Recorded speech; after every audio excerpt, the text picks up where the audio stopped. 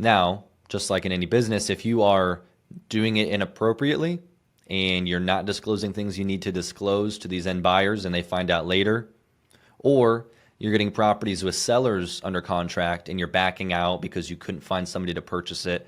If you're doing these types of things in wholesaling, then you're not going to last very long, because real estate is a very network-based, relationship-based business. And to have repeat business with people, to build a brand that people trust, you have to be honest in every interaction and close on your deals.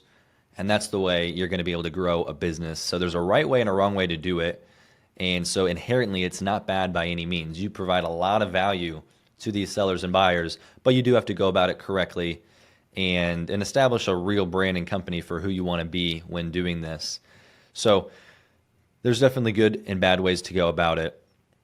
But at the end of the day, it is a niche within real estate that has been largely untapped for a long time. Now it's gotten a lot more popular in the last, I'd say 5 years especially. I mean, I got into it myself 4 years ago. And because of that, it's a lot more crowded, a lot more people in it now. But the great thing with real estate is there's so many options. When you get a good deal under contract, you can wholesale it, right? You can close on it yourself to fix it up and flip it, to keep it as a rental. You can do creative financing with these deals to purchase it over a longer period of time from the seller directly, and a variety of others. So there's a lot of flexibility there when you get a good deal. And that's the essence of wholesaling, is finding good off-market deals, deals that cannot be found on the MLS nowadays and haven't been able to for years because of the seller's market that we're in. Things are just flying off the shelf. People can list things for much higher prices than they used to. So we're going out and trying to find those deals where we can. Playing it safe is such an easy tendency, right? It's what we default to because as humans, right, we're trying to constantly protect ourselves and make sure that we're okay from the risks on the outside and the unseen, the unexpected. But the truth is, when starting a company, when starting something brand new, you're going to have to take risks. You cannot play it safe. And part of this is sharing whatever you are looking to get into with other people, right? If it is real estate investing, it's talking to the people in your life, in your circle about that what you're trying to do, talking to your family about it, because this becomes a natural accountability for you to take steps forward and to make it happen. If you're just keeping this to yourself of, well, I'll make this happen and then I'll tell others, that's playing it safe. That's not being willing to put yourself out there and making a statement of, hey, I'm going for this. I'm going to put time and energy into this. I'm trying to achieve these goals. Because as soon as you put that out there, you know that other people have heard that and that they might be questioning and they might come to you and ask, hey, how's that going? How's that business that you're looking to start? And it becomes a natural accountability for you to get into the business. So that's something that might be outside of your comfort zone of talking to other people about that, what you're trying to do, but it's a great way to get into it.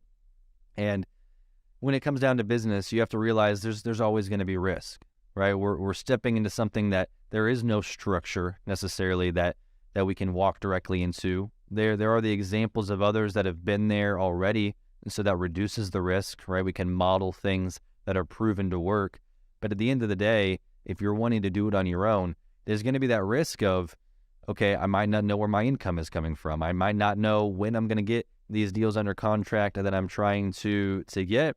We're going to have to see. Or maybe you have a house under contract and you're trying to sell it.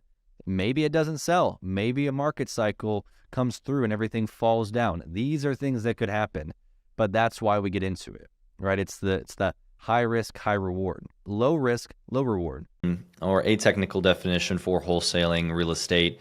It's a strategy in which a person obtains a contract on a property with its seller and in turn sells the contract to an investor. So essentially you are reaching out to a homeowner, somebody that owns any sort of property. It could be single family, it could be anything. And you are negotiating, getting that property under contract. And then you're taking that contract, that purchase agreement, and you are selling that to another investor, somebody else, to then take your place in that contract essentially and buy the house for you. Or buy not the house for you, but buy the house in your place. Now they are going to be buying it and you are going to get a commission, an assignment fee in between. That's the basic process of it. And there's a few different ways you can go about closing that, but A to Z, you are finding a deal, getting it under contract with a person. This is not a house that's listed, not on the MLS, the market, but directly from that homeowner. You're getting it under contract, writing that purchase agreement, and then you are going to a group of investors, some cash buyers, whoever it might be, and then selling that property, right? You're marking it up, whatever amount you are trying to make on a wholesale fee, and you are now selling that property that you have under contract for them to buy and to close on.